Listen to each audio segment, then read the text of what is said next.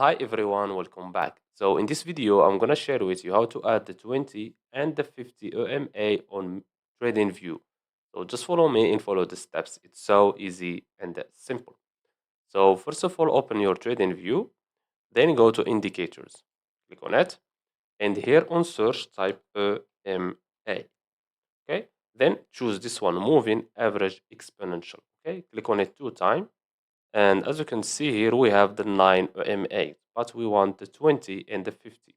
So click on the gear icon, go to input, and change the first one to 20.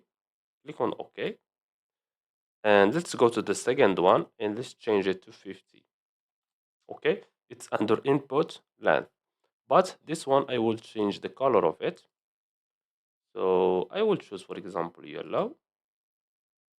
And click on OK. And as you can see here, this is our EMAs. If you don't like the color of this one, for example, you can click on the gear icon and you can change it.